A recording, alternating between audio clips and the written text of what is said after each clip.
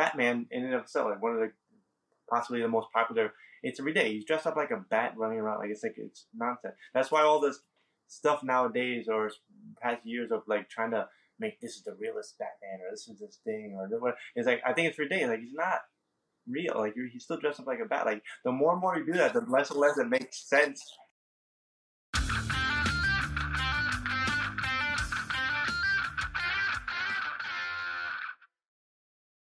Hey, thanks for listening. This week's episode is a long one, so I'll just introduce the guest. Paul Azaceta is a phenomenal comic book artist.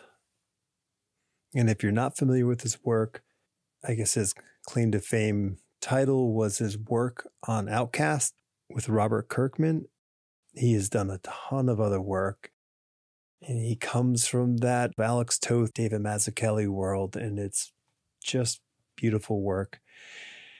And it inspires me and makes me wonder where I went wrong in my creative train of comic book craft. He surprised me by telling me that he has a book he's been working on that he wrote and is drawing, and I think he said he has 3 issues done. It's crazy. He's getting all of this work done along with working on another book with another writer. So Paul's just a machine right now. So I think we're in, 2025 is going to be quite the year for his work. Without further ado, enjoy this conversation with Paul Azaceta. You know what it is? It's workflow. You know like how you do stuff and you hang out with somebody else who does the same kind of thing you do. And you look at them and you go, oh man, you're doing it completely different than I do it. And it works. Either it works just as well or it works better. And you go, right. Okay. So either we just like live with the training scars or we have to kind of relearn. Exactly. It is. It's funny seeing other people. I mean, just artists in general, they're working and, go to a studio or something like that, see some of my friends and you're the owner, they're like, oh, that's how you do that stuff. Totally. It's so weird. Like I always do it this way or whatever. And I can't believe you do it all. Sometimes just in reverse, almost like you, how do you get to the same place? When I first noticed that, I don't know, probably like the 5th year of using Photoshop. So early in the 2000s. And I remember seeing other people doing things on Photoshop and they were doing it in a different fashion. And I'm like, oh, the software allows you to do the same thing, but like 3 or 4 different ways. Like you can come at it at different angles. I was like, oh, okay. Like there isn't just always one way to get a thing done. Definitely. Yeah. And it's interesting that software creators would put that into it because it's more work for them. Yeah, it seems like, you have the many options of whatever. I always think about that, like, that reminds me of video games, too. Like, where I think about, like, have friends who have written for video games. Like, how do you do that? Because, like, when I have a story, like, okay, this happened, then that happened, and, whatever. And because this happened, then this happened. But then you have to be like, no, you have to, if this does, then you can do that. And then if this, you do that. And if you have to, like, you have to have all the options of, like, the gameplay. Yeah. Depending on how they choose. And I'm like, that's crazy to like write a story that way, It's like creating like a pachinko machine, but like it. Yeah. But no matter what, you're going to get to these like final conclusions. It's just it's going to go all this crazy route that makes it feel organic for the user. Right. And it's like creating that like tree. Yeah. Of options and stuff, and like where that kind of maybe it's the opposite though, like a tree then comes down to the root. Right, it's like an upside down tree. Yeah. You start at that. You start at at the base, and then you kind of have this wide option base, and it just kind of, unbeknownst to you, filters down towards the inevitable conclusion, like life and death. So there you go. Exactly. Getting deep. All right, so that's that was a great talk, and ended in death, which is yeah. Just end on the downers is good. Yeah, awesome. So you're in the middle of a move? Yes. I mean, yeah. Can't really tell you. It's right behind me, but there was stuff and walls and whatever. I'm kind of taking some. Yeah, I'm moving. I'm actually in Brooklyn. I've been living in Brooklyn for 4 years now, or whatever it is. But yeah, I had to kind of get out of here. I mean, it's a long story or whatever, but I had to kind of get out of here, and then I have some plans of like doing things and everything too. So, but it didn't kind of work out with the plan. So right now I'm just moving back to Jersey. I'm gonna stay with my sister and stuff in Jersey, right across the river. That whatever. I will do that for like a little bit till I get everything organized, right? And then I got like plans to like get some other spots and whatever. I want to travel more and do other stuff like that. So like it's a whole thing. And where I was here with, besides other things, I also felt stuck in this apartment and this. So I was like, I need to get out of here and like do. I want to. So much more I want to do, and I feel like I don't want to. It's just me here, and I don't. It's so my life got out of control. I need to simplify my life. So this is part of that. I totally hear you on the simplified thing. Like it's such a. It seems to be. I don't know. Like you look at, you read books or you watch films, and you see these characters who lead these very simple lives, these aesthetic lives, and you go, well, how do they have nothing? And they seem to have such a fulfilling life, and you pick a career in the arts. That's a curse because you have to carry so much crap around with you to do. That's my main problem right now with this. Trying to downgrade right now, trying to simplify, and the main thing is like like furniture, whatever. Like I can give this away. I mean, I can sell that. I can do whatever. I can, I don't need all these things and whatever, and kind of pare that stuff down. But then the thing that screws me up is like, well, then my original artwork. Yeah. Like, what am I gonna do with all that? Because that's like stacks of papers and whatever that, or just my books and my comics and that. Like there's so much. Like that's what I'm dealing with now. Like just have crates of like books I'm packing together, trying to get the shelves out. I'm like, this is the most problem. Everything else is like, I can't get away with this stuff. Like, this is from Italy. I got this from Italy. Right. Sergio Santaboni is one of my favorite things. Like a nice black and white print of it. Whatever. Like, I'm not gonna give this away. Look, I have it like right here next to me, so you can have everything all packed and stuff. Look, Sienkiewicz boot. Dude, that was what an okay. So Paul's holding up Bill Sienkiewicz's Voodoo I'm sorry, Child. Yeah, so we only have the audio, right? It's Bill Sienkiewicz's Voodoo Child graphic novel, which I'm going to say like most people don't even know about that thing. Yeah, I remember I found out about it way later, and then I would just like search for it, and I finally found a copy. I forget where I got that. I think it was at a convention or something like that. I finally found one. Did you get it with the CD? Yeah, with the CD. Yeah, with the Jimi Hendrix home recordings. That's what it was. Yeah, like acoustic stuff. Like it's really kind of all kinds of. It was really cool to hear like all that stuff too. Like it's all like different kind of different versions of the songs. Like hearing a live album or something too. Like where you hear like it's the same songs, but then they're like slightly whatever. Especially Jimi Hendrix is like obviously he's like riffing and going and whatever. So it's pretty cool. There's these small number of the musicians out there who. Like I can just listen to anything that they do, and I know it sounds dumb. I'm sure everyone, we all have, we all make bad drawings, write bad lines, and we all, play a bad note. But I will like if someone's like, oh hey, I think they're like these weird Jeff Buckley EPs. I'm like, I'll get them. Where are they? Like, let me just hear it. No, definitely. There's definitely people like that. Like, I think there's art in general for me too. Like there are. Musician or band, something like that, which I would just listen to anything. There's directors, like I always like to point out, like Martin Scorsese, like he doesn't have like a perfect track record. He has a great track record, but not perfect. But like even his failures are so interesting to watch for me. Like I love even watching those because he's such a great filmmaking mind that is like I'll watch whatever he does because even if he fails, I know he's going for something. I know it's still interesting to watch for me. Like as someone who loves film and so there's people like that too. Like I'll watch or listen to whatever or look at whatever because even if they're failing at it or they failed at it or whatever or I guess that's relative. But if it didn't quite work out as well as some of their other things, it's still so interesting because they're in my opinion an artist that's pushing boundaries and pushing themselves and doing that. So that's always interesting to me. Totally. I think film directors and general the greats are like that. You'll see Coppola do these sort of off okay cool like it may not be the thing you want and everyone wants Scorsese to do more and more crime films, but like okay fine, do a thing differently.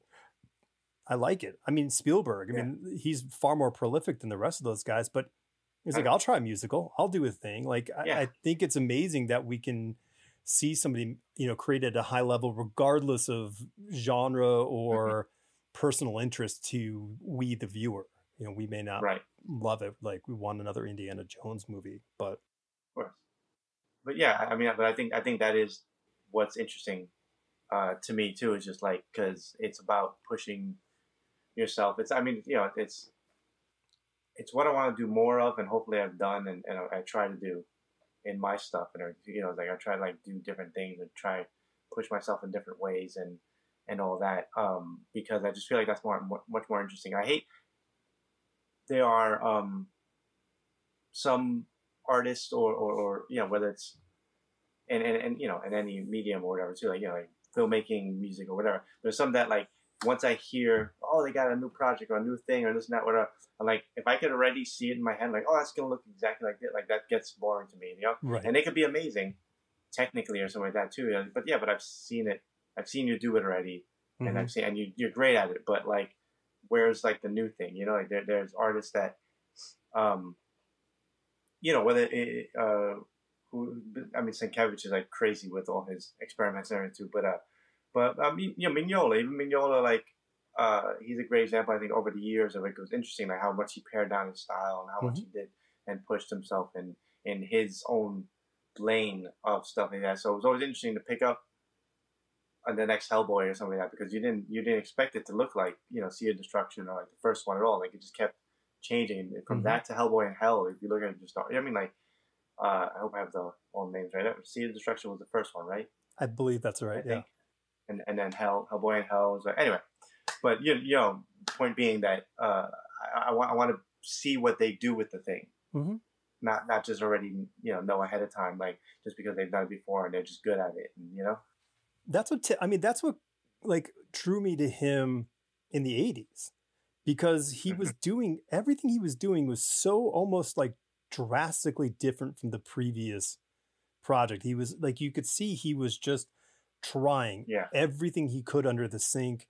He had great pairings with different inkers who brought out different qualities in his work. You get a Craig Russell on him. Too, yeah. And I think that he ended up having this, post Iron Wolf, like, oh, wait a minute, I think I got an idea, and he started kind of coagulating what we know his look to be now. And then just from that point on, kind of, toth it and get as sort of down to the bare bones as you can with it. Exactly. Yeah. It's like you could watch him trying to find his real distinct style, or his vision or his whatever, and then once he had it though, he just continued to hone it. Like it wasn't also like, all right, I found like there's I'm doing a couple projects right now, but I remember thinking this in one of the projects I'm doing, which is like not announced, not out at all, and so because I'm writing, drawing it, doing all the art for it, writing it, I'm trying to do it all myself. So I'm like, I did a bunch of it, but like now I'm like slowly going to like got a couple projects. So, but I remember that one, I was like, while doing it, I felt like I had done OUTCAST, and then when I started doing that, and I got it, and I was really happy with like the look of it, because I was coloring myself, so I had like a full control of like the whole visual of it, and creating it from scratch. It was my book, So I remember looking at it, and like I was like, yeah, this is kind of like the pinnacle of that thing I was trying to do, and that's what made me go like, I really want to try to go right now. Like I could keep going down this path and maybe get better technically in this and that, whatever. Because I'm still have my, I still have to work on stuff. I'm not the best at everything, unfortunately. But as far as like what I was trying to do out of my art and whatever, like the look, I felt like, oh, this is like, I don't know where to go from here. Yeah. In this lane, so I have to start making it right and stuff, and doing something different, and I want to keep doing that. I think that's the most interesting thing to do, and hopefully, it doesn't come out too crazy where no one ever buys my books again, or no one hires me. Yeah, I mean, well, that's it. I was talking with an artist a couple of years ago, and he was posting these amazing drawings on Twitter, and they weren't like, if you looked at his comic book pages and you looked at these drawings, you might not say it's the same artist. You might go like, oh, who's this person? I mean, there's some carryover, but it really was quite drastic. And I was like, man, like, I want to see this on the page, you know? And he was like, he's like, I would too, but I'm really afraid of not getting hired by the people who hire me because they're expecting what I do my comic books to look like versus this. Yeah. It's a tough thing. Like when we almost can pigeonhole ourselves in what we think expectations are and balance that with that exploration that you're talking about. And that, where I think that comes from is a desire to make yourself uncomfortable. Like that's how you actually grow, is through discomfort. Like if you're comfortable, change is not exactly something you're striving for. But if you're uncomfortable, you're like, hey, this ground is really lumpy. You either develop a tool to smooth out the ground or build a cot. Like you learn to like evolve something out of that situation. Yeah.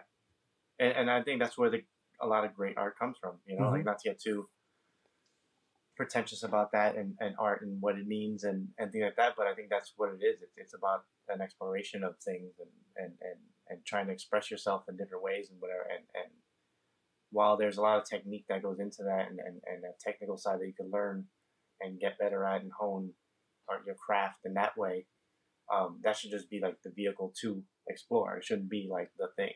Yeah. You know, so that's why there's, like I said, there's artists or whatever that I think they're amazing, but I'm not like eager to pick up their next book or this next. I'm like, oh, but I know what they're doing. Like they're awesome. Yeah. But it's just like, but I know what to expect, you know. And maybe I will still pick it up because cool story or whatever. It's not. They're still really good, but it's not the same eagerness of like some other artists that I would be like, oh, I want to see. Oh, they're gonna do what? Like, oh, I can't even. What are they going to do with that? Like, you know, that excitement of like, oh, I want to see them tackle this thing. I've never seen them do that, you know?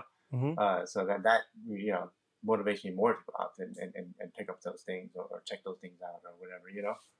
So, I mean, I think that's the goal, you know, and hopefully, like I said, I'm trying to push myself more and more now.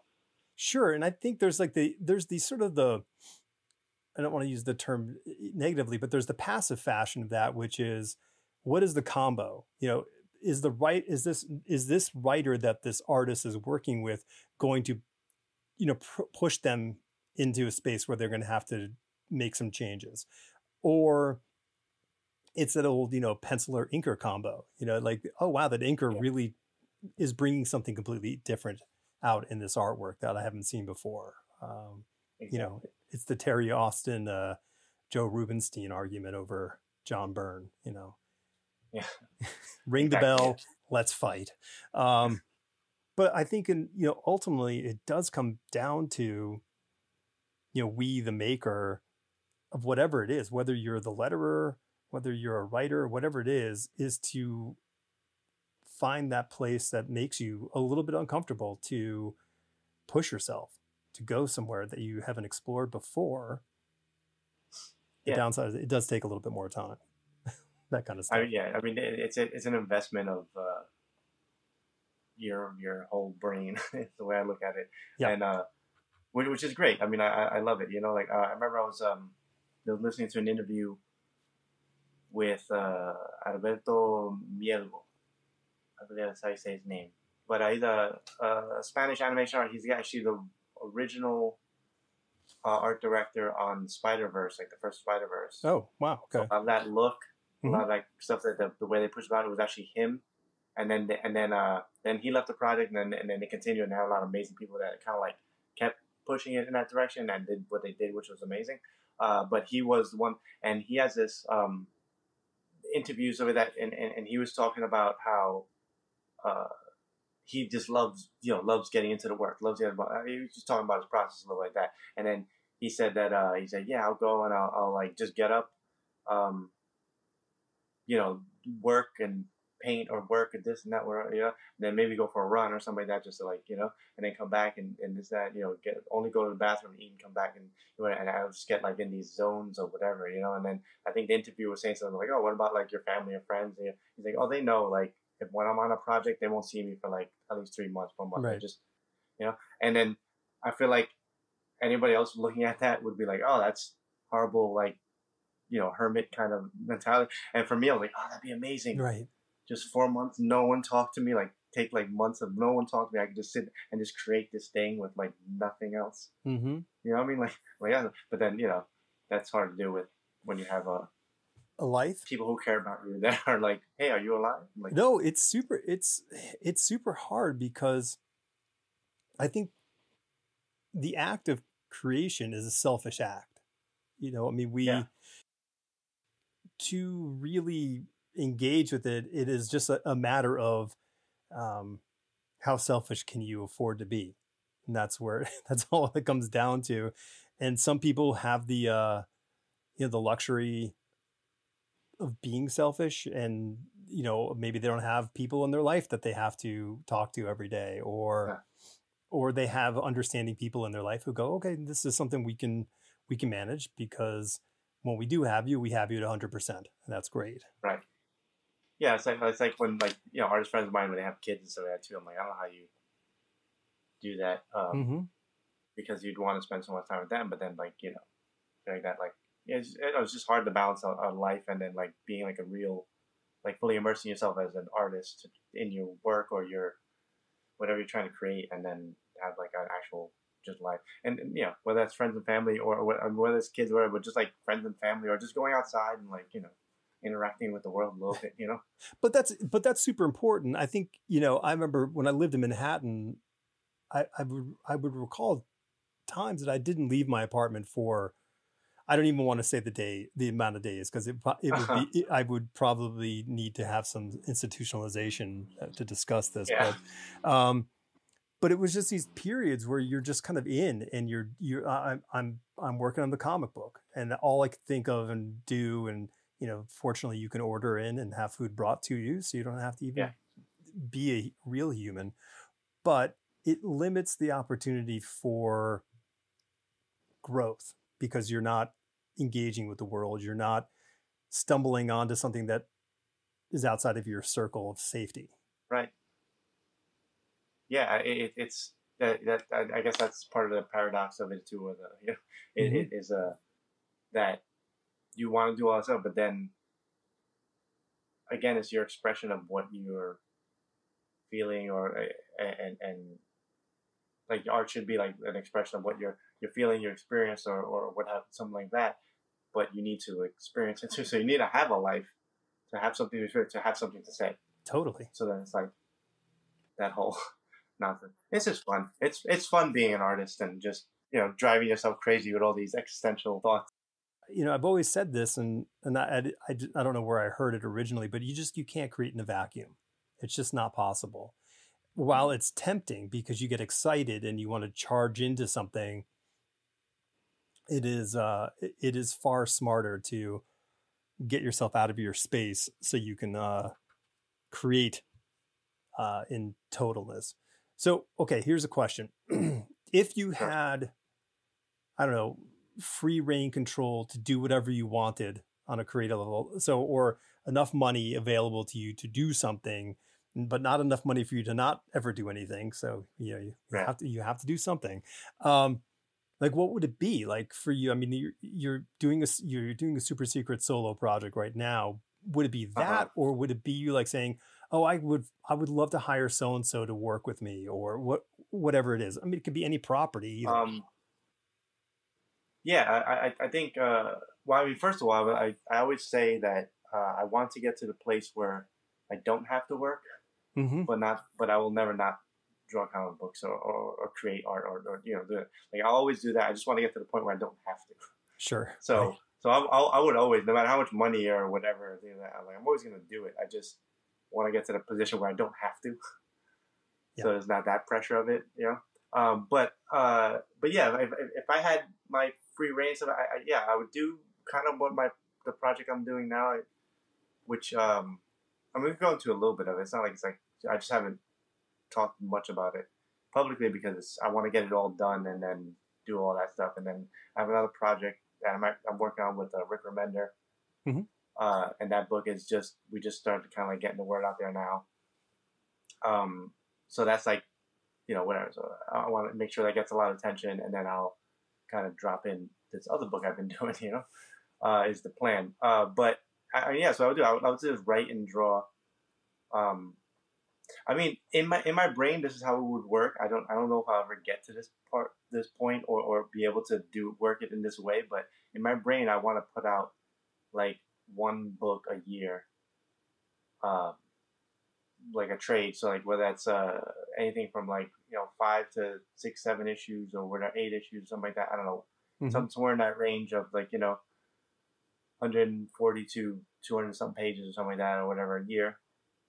In that year, and then have that be a complete like this story I did that I wrote and drew and did, and then and have tackling different genres, different things, whatever I'm I have like a lot of things written down, like books I want to do that like the one I'm doing now is like one of like 20, that happened to be the one that I could do, like that was contained, and like I could just kind of do it, right? Because the other stories I have are kind of spiraled out a little more, and I was like, might be a little bit to tackle right now, doing that and the book with Rick.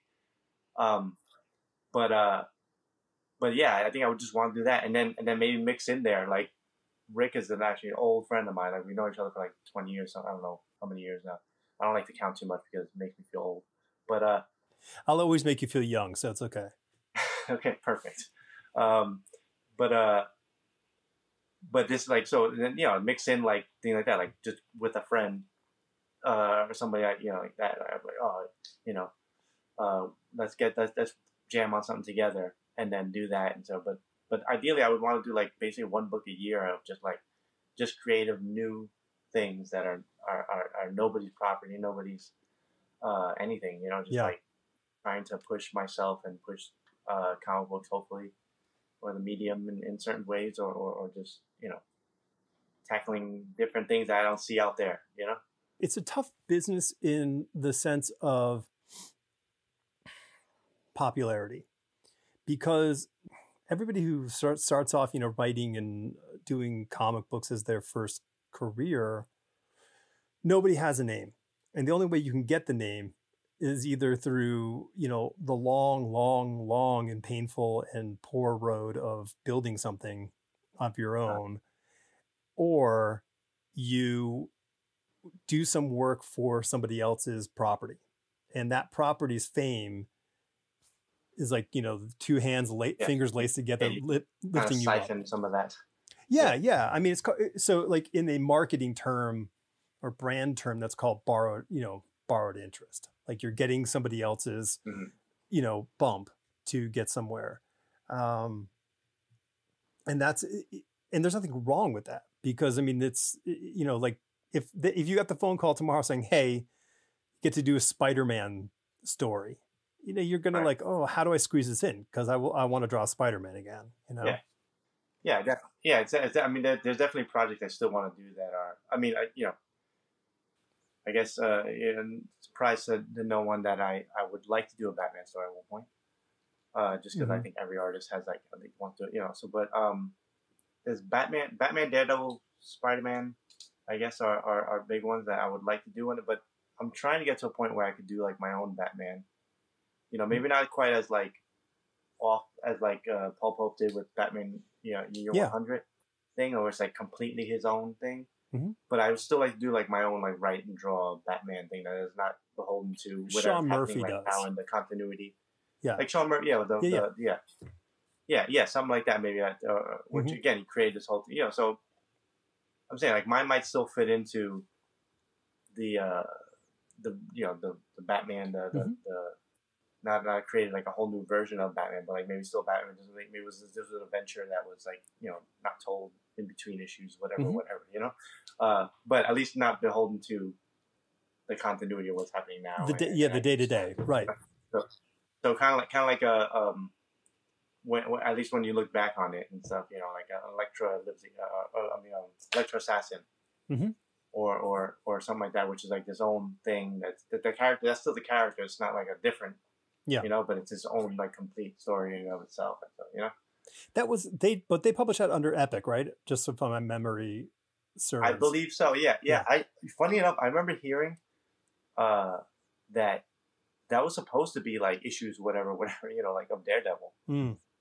And stuff, but once they started coming in, Bill Clinton started paying this, they're like, we can't just publish this, right? Like we have like whoever's like just drawing pen and ink regular or whatever. That then all of a sudden we come up with this, like no, we got to make this. And I think that's when they put it under Epic and like whatever. But I think I heard that it was like originally supposed to be just like issues, whatever of Daredevil, and like Sure, it sounds to me like, hey, Frank's got like an idea to do, a 4 or 6 issue arc, and like Bill says he wants to do it. Okay, cool, and they're thinking Moon Knight.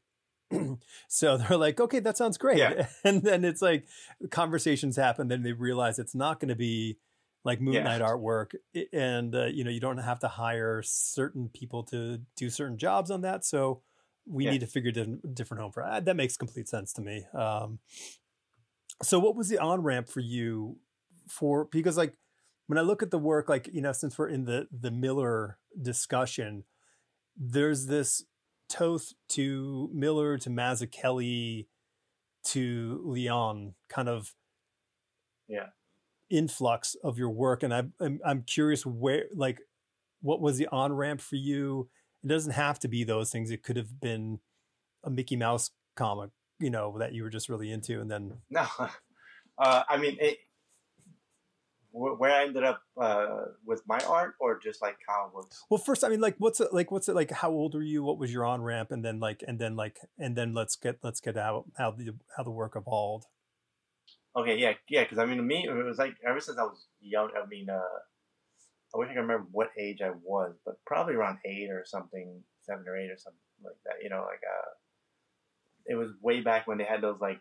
They would still sell like the 3-packs or whatever at like whatever convenience store and stuff, like the Marvel would have, like, and it was one of those. I remember being with my grandfather, and it's funny. It's weird that I remember it too. I have horrible memory for things, but I do remember being at this convenience store with my grandfather, and then he was there, and then I just saw them. They had like the rack, like a spinner rack, like the classic, whatever that, and I'm like, oh, what are the comic books? Oh, like I was always kind of like, oh, this is cool, but I never like actually had a comic book. I was just learning to read, or just so like I didn't, or I forget. Yeah, 8 is about like still just learning to read, right? But either way, and I saw a 3-pack of Spider-Man. I was like, oh, can I have it? And I begged my grandma. I was like, okay, fine. I could always beg him. He was always, easy to convince to buy me things. But anyway, and he bought me that, and ever since I got that, I just got hooked, and then it's just like I just started getting as many comic books as I can, and and also, and then I just had my little pile of comic books I would take everywhere with me until they got too big of a collection or whatever, and then I had to like, okay, I like this one. This is the newer ones, and I started like picking and choosing. Like these are the traveling ones. The traveling ones, and the other ones I left home in like a safe spot, and then and then just kind of grew from there. Like, and I just always loved comic, and then I was like to draw and everything too. So then I just became a thing. Like, oh man, this is really awesome. And then we draw, and then when I got a little older, finding out that you could actually do this like a job, like then that just became a focus. How did they come into your purview? Because like I got a little side door like interest. Because a family friend who my mom did some part-time work with was an did advertising sales with Marvel. So he knew Stan. So I would get like this guy, I still have it. I have a Romita Sr. Spider-Man poster signed to me from Stan. So, I mean, I think I'm like 2nd grade when I got this thing. So it's still pretty quite cool to have it. And, but that afforded me to understand that and how to draw comics a Marvel way, made me understand that there were people doing this. I'm like, oh, this isn't a thing, like it just doesn't sort of fall out of the sky. I think that's one of the things that was like genius about. I mean, aside from anything about Stan, and I know he gets a lot of crap and stuff for other reasons, but I think one of the genius things was him like kind of pulling the curtain a little bit with Marvel Comics. I think maybe seeing that because you talk like Jazzy John and this and that, and Marvel Bullpen and Stan's Soapbox where you would talk, so like So I think I early on figured out the impression. It was like, oh, there's people are doing this and like whatever, and they all hang out together. Like at least the impression he gave was like that they're all hanging out together in the same room and they're all just like drawing. Like, hey, what do you got? Let's do Spider-Man. An X-Men over there and whatever, like, and so like that, and everybody's just having like this ball of a time and like, man, I want to be there. But I remember wanting to be there, but like I think it was a little older. I think once Image Comics and like right before Image Comics, like Todd and Jim and all them, what they were doing, making me like, oh, I could be one of those guys. Mm-hmm. Well, I mean, like in my imagination at least, I could be like superstar artist, cool, like whatever, and and you could do it as a job where you're really making money. And at that time, when I was that perfect age of, just 13, 14, whatever I was, when all that was happening and stuff like that, like that was like the perfect time for like, wow, I could do this and make money. Like, I mean, like, because they were making ridiculous money at the time. So, wow, I could I could not only do this for like a job, but I could do it and like live well and like do, and to be able to just make comic books and like make whatever, buy Lamborghinis or something or whatever they were doing at the time. But that I think that's what really solidified it for me, though, was like being at the right age for that image boom, the first image thing, and like and or even right before that too. Like I said, when Todd was doing Spider-Man and Jim on X-Men and all, and Sylvester was doing all that stuff, and all them, and then just seeing that blow up, and then them start their own company, this and that, whatever. They have all the Teenage Mutant Ninja Turtles and all the other stuff too, like these indie comics. So it looks like anybody could do this. Mm-hmm. Like anybody could, if you go to Kinko's and or whatever, or you just make some copies and staple them together, and you can sell comic books too, or you could do, and whatever, so like I think it became like this real thing of like there's a whole industry, there's a whole like community, there's a whole thing that like, I want to do all that, I want to just do that and be in there, and and it's funny, there wasn't that when I was that same age, so in the in the late 70s, early 80s, there wasn't that sort of attention on the creators. Sure, yes, I knew Bill Sienkiewicz was awesome. I knew Frank Miller was awesome because I read those books, John Byrne, et cetera, and so forth. But there was no push to like, they weren't selling in the same numbers. So like, I think at that point, there was, because nobody until Todd became a millionaire making comic books. Then Spider-Man, he becomes a millionaire doing a comic book.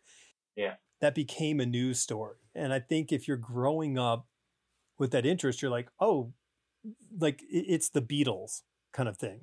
Like right. That group is kind of like the Beatles for a more than one generation of comic book fans and creators. Definitely. No, definitely. I mean, like that's huge. I think a huge impact on me, like my generation. Not just the art styles that like kept. I mean, to this day, you still see people doing like in the vein of like Jim Lee or whatever. From that all stem from that explosion. I mean, I know they have their influences too, but like as far as like influencing my generation and beyond was like those people doing that, but also just the industry in a whole. Like there was no Image Comics, which is what I spent. Yeah.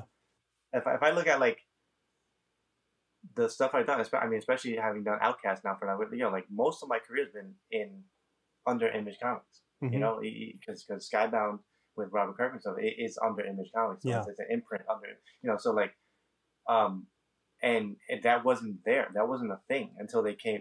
That's why for me, like Tom McFarlane, I would look at Tom McFarlane as like kind of the head of that movement because of who he is as a businessman and this and that. And every time you hear any interviews, like you always hear like he was the one that was kind of like, all right, guys, come on, guys, whatever. He's all like cheerleading everything and whatever. And then Jim Lee's like super intelligent too, so he came out when he came, And then they had and Sylvester, everybody, the whole gang there. But I always feel like Tom McFarlane was like the one. That's always the impression I got, and for that, like I'll like I don't care what he does or where. Not that he's like a terrible person or anything like that. Like doesn't deserve respect, but I put him as like so high on like I believe like there's argument for him to be on like a Mount Rushmore of creators comic book just because of what he contributed to the industry. Sure. Not necessarily like, because people look at him like, oh, he's, you know, like they look at him now like, oh, look back, they're like, oh, his work isn't that great, it's all blah, and that. Like, you pick apart, you know, are a lot of flash, no substance or whatever. Which I don't know exactly what I'm saying, but there's the critiques you might get like nowadays, or you know, Spawn is this and whatever, blah blah. Putting all like you put all that aside and just the contribution of helping create Image comic books and create a haven for creators to come in and own their work 100% and put it out and have attention and do all those things outside of like the big companies, is such a revolutionary thing that changed the whole industry. And to this day is like, you know, like Robert Kirkman owes his millions to him too. Sure. For not just him, but like, you know, all the founders and everything too, you know, like even though he is like up there now too, but like he came in through that same thing, you know, and everyone like Brian K. Vaughan with Saga, they're doing great and all that and all that stuff. That's like there was no avenue for that before. Like you said, it was they weren't pulling the numbers that, you know, it wasn't the same. Like you were doing your indie book, but like, you were doing it like, well, that's the thing, because of the love and if you wanted to actually make money, you go draw Spider-Man, you know, right? And that was the difference, because for me, you know, sort of coming into my own, like saying, okay, this is what I want to do, and going to art college in the 80s, like for me, the model wasn't like, oh, well, just, you know, do your own indie book and you'll have a nice life. It was, oh, wow, First Comics appeared and disappeared, you know, Kamiko appeared and disappeared. Like all these companies that were doing very cool things didn't last. And you go, oh, okay, well, I mean, I still love Spider-Man. I think I'm going to go work for Marvel or DC. And that's fine. You know, Dark Horse was the only thing that seemed to survive. Like they kind of made it through the 80s and kept on going. But when I was already in the business by the time Image hit, so I didn't have that as a model to look at from the outside going, oh, well, that looks like a great way to go. And they weren't doing anybody else's stuff at them. They were just doing, you know, Wildstorm and Top Cow and, you know, their own books, which totally get. It's their business. Yeah, exactly. It was, because I think the other side of it is like just making your own thing, because I think one of the things they captured really well, I think captured might not be the right word, because I don't think they were conscious of it at all, but either way, it being that age and in high school, you know, I had like a best friend in high school that was also loved comic books and was a pretty good artist and a really good, you know, writer and stuff like that, whatever. And we both wanted to do it. So we were just creating.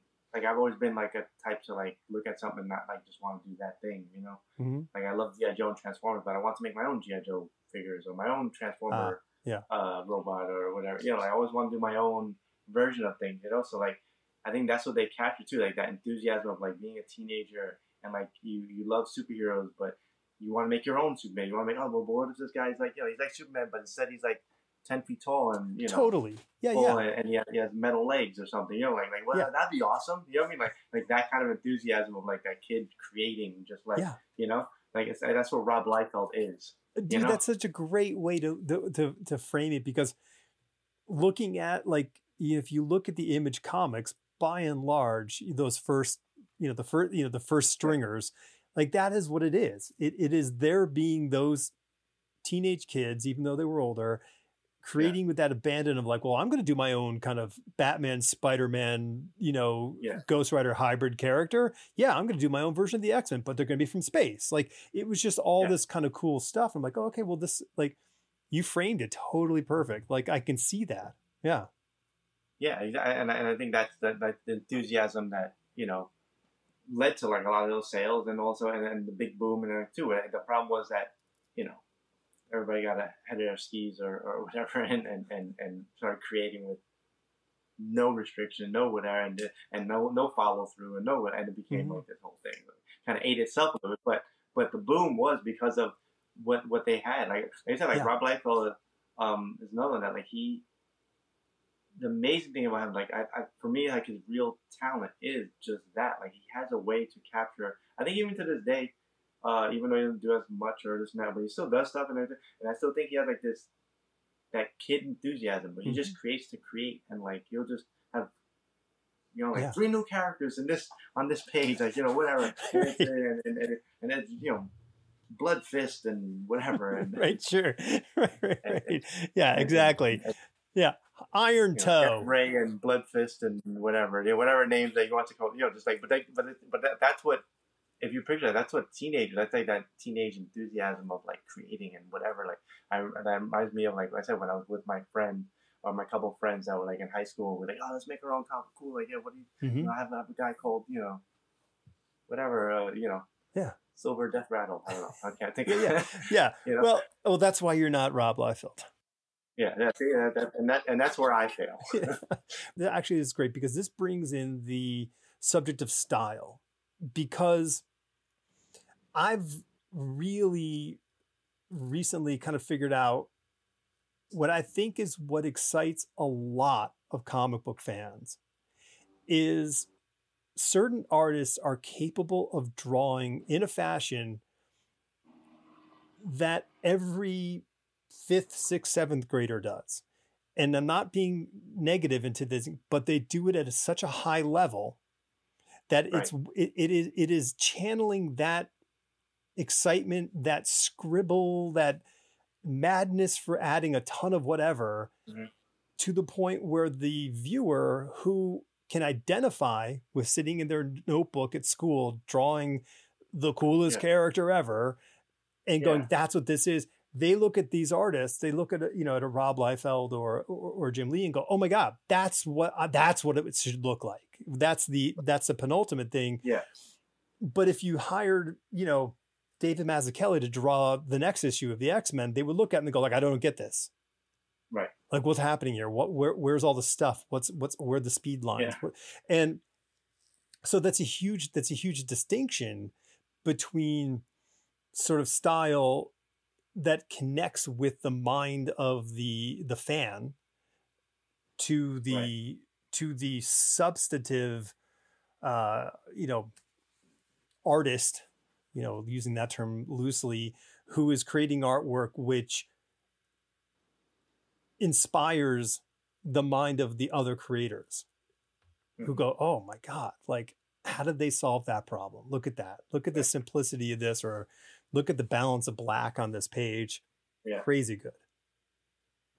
Yeah, exactly. My favorite is that just that. Like, if you ask artists sometimes, like, when to speak of like another artist's work or something, or whether, you know, and 9 times out of 10 they will not pick like the splash page or this. Now it's like, oh, see this little car in the background, like you just did like 3 lines and it's a car, like that's amazing, you know, like whatever. Sure. And everything like that. Like I remember one time, man, it sounds like I'm just have a huge ego. I'm trying to figure out how to say it. But one time, like I met Sean Phillips a few times, and great guy and amazing artist and stuff, you know. I remember one time, like he was looking at some of my pages or whatever. Like, oh, it's cool. You want to check it out or whatever. Like, and then he went to one. And he was like, oh, that arm. It was like one arm. Like it was like the guy was like in a suit and his arm was like whatever. He's like, that arm is great. It was like there's a whole page. It was like 3 or 4 minutes. He was like, that arm. Yeah. The suit, the wrinkles there you got. That fucking awesome. Like, you know. I was like that's what artists do. I think we just like that little thing. How do you do that little thing? Never mind all the other stuff. We get it. Yeah, cool. Like, you know, perspective, blah blah blah. But that little fucking Every fan of comic books, please take this with a grain of salt. Anybody sitting at a table is more than happy that you're coming up to say hello to them, maybe to sign a comic book, do a head sketch, whatever the thing is. Fantastic. Nothing. It feels great. But the best thing you get is your peer support. When a peer or somebody, let alone somebody who you think is great, who you dare not consider a peer, says, I really love what you did on this thing. And if it's just the arm, or if it's that car in the background, whatever it is, it is like, all right, I've got enough jet fuel to get to wherever I want to go. Right. I just think it's like, I think it's just 2 different things, kind of like it's almost apples and oranges in a way, where it's like a fan or someone just enjoying your work or whatever, coming up at a convention or something like that says like, oh, I really love this, I really love that, whatever, you know, like that is great and amazing in this way. You know what I mean? Which is like something that's like a fulfillment. Like, oh, cool. Like whatever I'm doing is working. It's connecting with some people and cool. Like I'm happy. That's like one of the ultimate goals of doing everything too. Is like, you know, like I would say like that I always find it funny that one of the main advices that people give artists or writers, or like especially writers, that you always hear this more like is write for yourself. Don't write for anyone else. Right? You know. Right. And I was like, and while I agree with the sentiment for that, I'm like, but you are writing for someone else. Like I am drawing for someone else because at the end of the day, I am drawing something so you can understand, so you can read it. I'm trying to express my feeling or my experience or whatever it is in a way where you can get that same feeling. So I am doing it for someone else, but I understand like the real overall thing of like what they're trying to say is not to just use that as like your motivation either, because like, to you know, as like the source of it. Like the source of it should still be you. You know, but I always like to like add like a tweak to that. Like it's not because you are writing for someone else. You are writing because if you weren't writing for someone else, or if you don't want to do it, then don't write it at all. Right. You know, why try to figure out like the perfect combination of words to express this thing if you already have it in your head? You express you felt it. You read it. Okay, great. Like, I don't need, you know, you're doing it so someone else can do that. You know what I mean? Yeah. So I think that's an important thing. When somebody comes up and says like, you know, they have a connection or whatever, you know, and say, oh, I love the like, great, like that's what I wanted. So that is great, Matt. But then there's another great thing, which is like people who do the same thing you do, and you know they have a technical knowledge of it or whatever it is, you know, level of kind of vision of it. That when they look at it, they oh hey, you know, they give you a compliment like, oh, cool. And then now you feel like fulfilled in a different way. Yeah. Which is like, oh, wow. Not only like am I connecting with these people, hopefully, but also like I'm really doing the craft of it well. Doing the thing that, you know what I mean, that someone else who does can also appreciate too. You know, so like, I just think it's like two different, you know, feelings of fulfillment. I guess two different motivations, or at least one might be motivation, you know, to connect with your peers, and the other one is the goal of communication. I mean, the goal is to communicate, whether you're writing a story or drawing a story. Your job is to communicate, and that's what you're defining about. Right. It's not the fact that I'm sitting down and coming up with this to make a reader, watcher, listener happy. That's not the goal. The goal is to communicate what I have going on as effectively as possible. Right. What they get from it is that's not my responsibility, and I have no idea what they're going to do. Right. Well, maybe that's the better tweak then to that age old you know, advice, whatever. It's like, I guess to write what makes you happy. If does that work? I guess, you know, like it's not just write for yourself, but write what makes you happy, not what someone else has happy. So which doesn't eliminate the fact that I'm still writing for other people, but I'm not writing what makes them. I'm writing for what makes me happy. Yeah, and then just work to communicate it clearly. And hopefully I did communicate it well. That you and you know, and maybe you don't like that feeling or whatever I capture. Maybe you don't, or you don't, whatever, you know, that kind of stuff. Then whatever, I can't control that part and whatever it is. But I wrote something that made me happy. Right. I drew something that made me happy, you know? Yeah, totally. So, eschewing the flash and fireworks of the image boom of the 90s. Yes. What was your creative, like, what was drawing your eye for you to say? I mean, because, like, you're obviously reading those books, but there's no sort of connective tissue. So it's a matter of like, where do you line up and go, I love all the stuff. This is great. But like, I remember when I was in art school, I had to like go, okay, I can't like sit and look at Steve Rude comic books, because then everything I draw ends up looking like Steve Rude, which isn't a bad thing, but it's like, that's not what I was aiming for. So I had to kind of like really kind of like keep some influences away from me when I was aiming for something. Right. I mean, it's art wise. I definitely like if I could dig out whatever drawings I was doing in high school. So I think it would definitely lean more towards like image style. Sure. You know, I don't think I fully when that I think because I just kind of draw the way I draw. Like there's still a level of that, and I don't think I drew exactly like that, but it was definitely like a little more, much more cross hatching and this and that, and bigger muscles and things and all kinds of craziness. But I think it wasn't until honestly like if I think back on it, it was somewhere right after high school. I think even I started to change a little bit. I started getting into like some film darker things, so I guess some shadow work and so whatever, a little more, I guess. But then it wasn't until I found Alex Toth, which I was a little late to the game, whatever, because you weren't drawing comics when you were 2. Yeah, well, but I think also like the Image comic books and that stuff kind of took over so much that I was like that was my view of comics. I kind of didn't branch out much because like there was a couple little things here and there and stuff, but it was like mostly that was just like taking over everything. So like it was just and those styles and everything too. And then but then I finally found like I was like for real, like I'd seen a couple little things where like finally like really started diving into it, like wow, this guy's amazing and whatever, and the simplicity of it and all the other stuff that comes with that and stuff. And it was like that and then John Paul Leon. Like I remember seeing he did a short. I'm trying to think. It might have been the short thing he did in for Grendel, Black, White, and Red. Okay.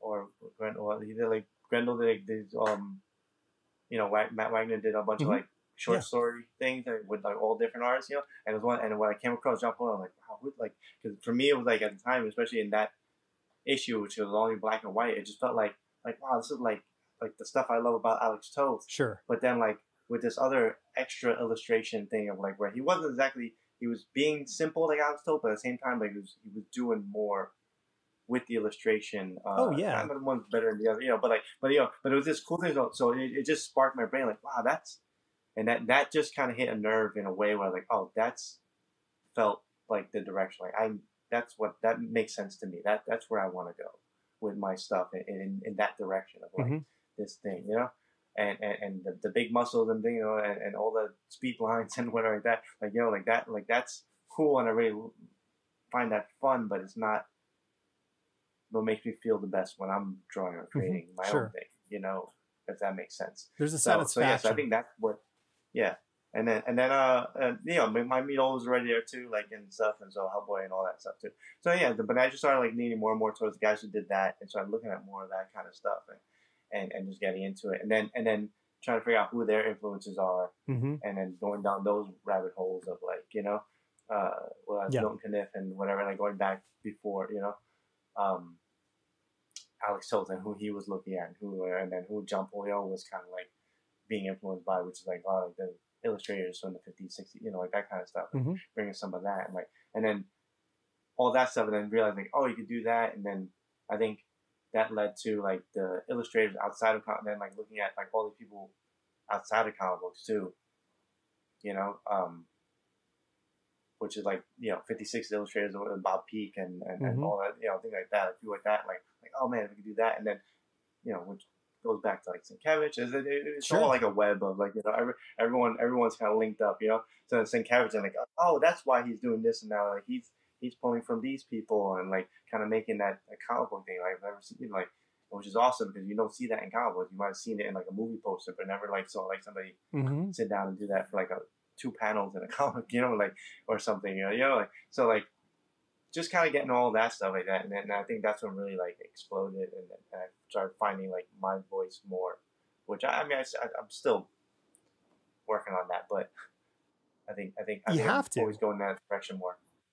Like you get like I think you said something earlier about not being there yet, but that's the thing. Like we never are. Like we always have to keep pushing because like nobody like. All right, in your head right now, Paul. Imagine who you think is the greatest comic book artist ever. Okay, now do you think that they go like nailed it? I've got it. I've figured it all figured out. Like none of it's a problem. No, right. No, that's definitely something that you learn along the way, and like it's a little bit of a sad realization, I think, at a certain point as an artist when you not when you get a little older, you're still young, but get a little older, you start realizing like, oh, especially meeting other artists. Eventually, when I started going to conventions, meeting other artists and this and that, whatever, and having more discussions with people, especially on that level where I thought they were like on sure. whatever. Yeah, they got it all figured out. Years. And so I'm like, oh man, you're so awesome, and they're like, yeah, I didn't, whatever. I mean, John Polion, like to speak of him again too, like I met him at conventions at first and all that, and I would just bug him with like how'd you do this, how'd you do that, how'd you do whatever. Like he was very kind to me, because I feel like I was just always. You see that big thick chunk of whiteout on that page? That's how I did it. It took forever.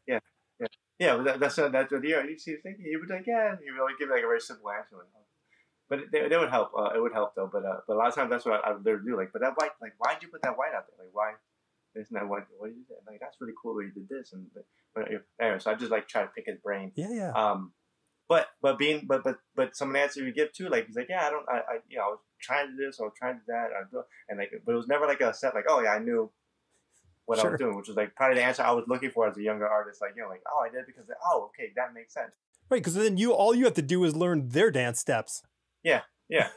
I'm like, oh, you just put the white out when the thing happens. Okay, but he didn't. So that's when you start understanding, like, oh, you're never satisfied, which makes, like I say, gets kind of a sad realization. We're like, oh, I'm just never gonna be happy, which is fun as an artist. I don't think anybody enters into the creative racket thinking, well, once I solve this, then everything will be fine. Like, I think we all think that, but then we get in there, we're like, oh, there is no solution. There is no answer. Like, it is just an endless search, whatever the thing you're doing. And it can sound overwhelming if you're someone who doesn't do it or who wants to do it. But yeah, I think it's that hunt and it's that search that is what keeps us, coming back to the keyboard or drawing table or the mouse pad. Definitely. I mean, and I think that's, I remember really putting thought into this too a while ago. I wish I could remember exactly how I honed it down into like a really clear, concise thought. But the basis of it was that like, that the stuff that the artist that you always love, which is like usually like a lot of time when they're younger, like or it's not every artist and every but a lot of times there are artists that you love when they were younger, and it's not when they get old and they kind of quote unquote lose it or this and that or whatever, that's not as good as their whatever work, Mm-hmm. And a lot of times that's because of that they lose that, I think that struggle to find something. And then maybe they did find it, and then they just like ride that. Yeah. I don't know. Reconnecting, is that okay? They ride that, and whatever.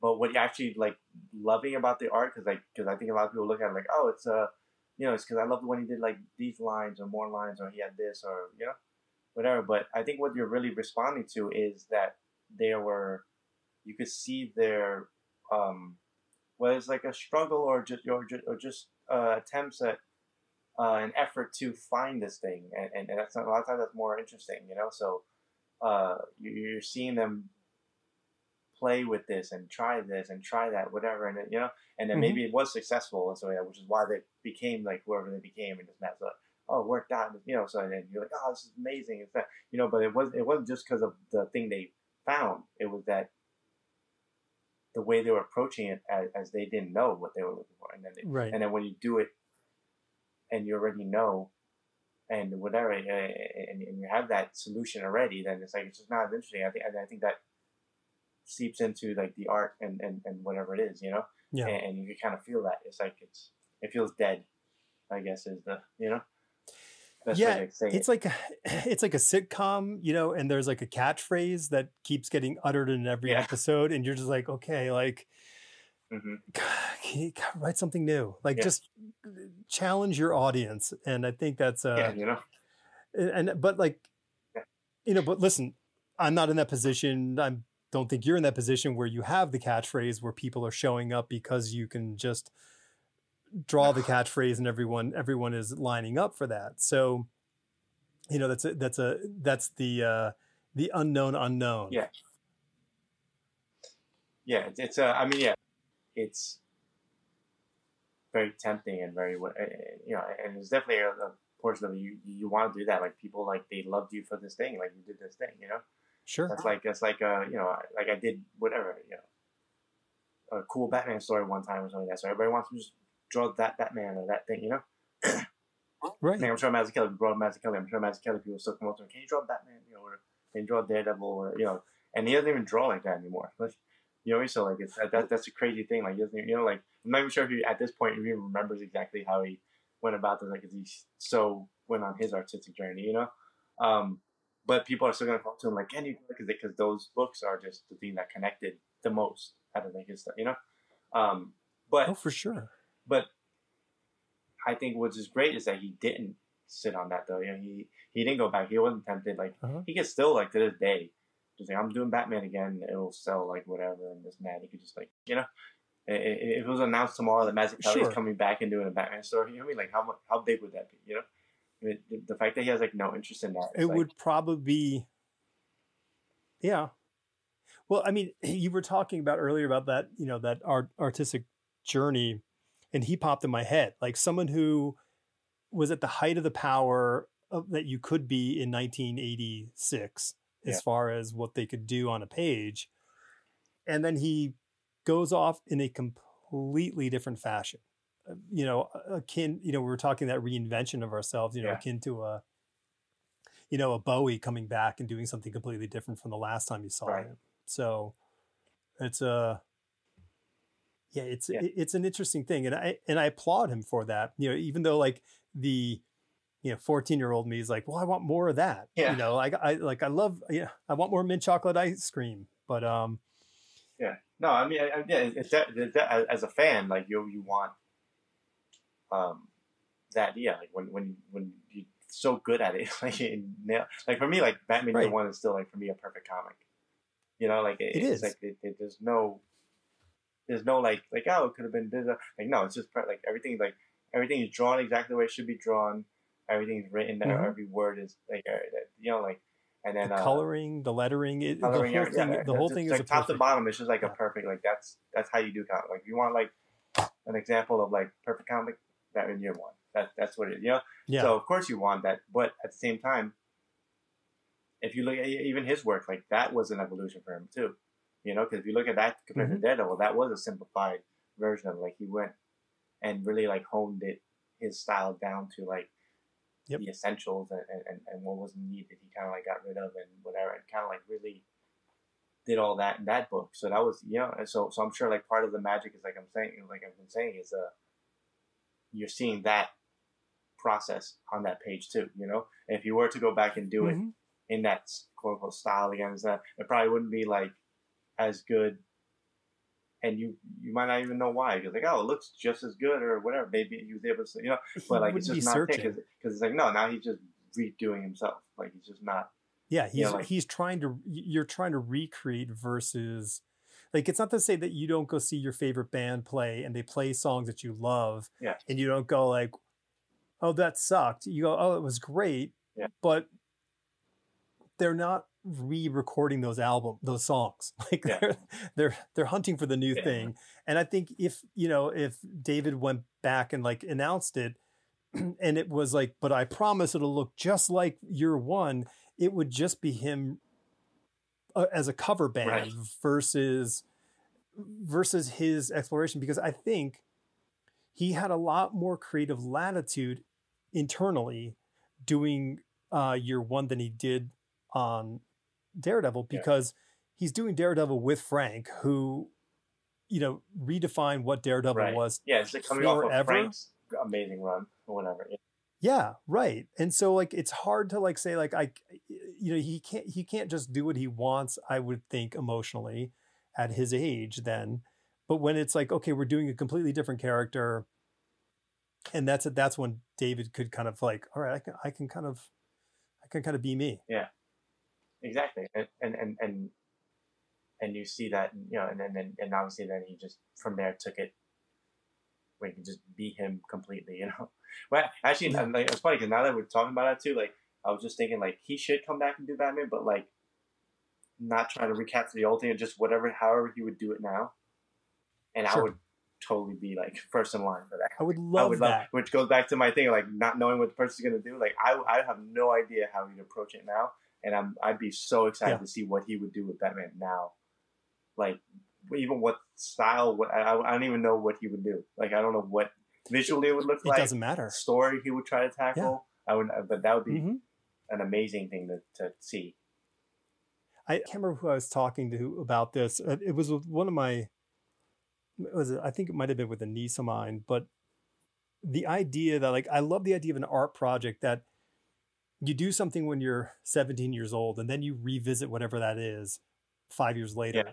And for 5 years, every 5 years, you revisit whatever that thing is and come at it with where you are in your life at that time. And I think that would be a really unique way of doing it. And that's, I think, an extension of what we're talking about. Like if Mazzucchelli came back and said, I'm going to do Batman. That'd be amazing. But how would it would be brilliant. I think that's an amazing idea. I mean, just in general, like just as an artist too, like to do that kind of thing. I think it's his favorite podcast, so he'll listen and hear this. Yeah, there you go. I'm totally lying. I'm absolutely lying. But I think that'd be amazing just to do that. I think you see that with painters, with like sometimes with their self-portrait stuff. You know, like they'll do self-portraits through the years, and you kind of see like bingo. You know, so that's like a one way I think I've seen it. But that'd be kind of awesome to do, like comic book wise. It'd be like I guess your own character or something like that. You know, like maybe what I said, Matt Wagner, Grendel, so, you know, like maybe like in that sense too. You know, like have like a character like that you create that's your own thing, that you know whatever.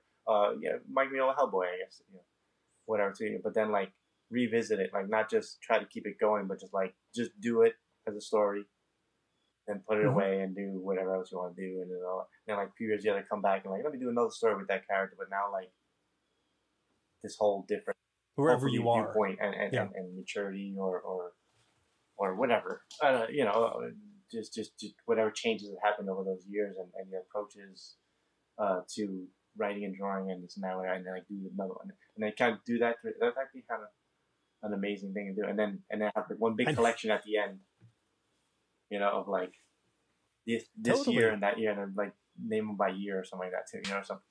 That'd be an awesome project to do.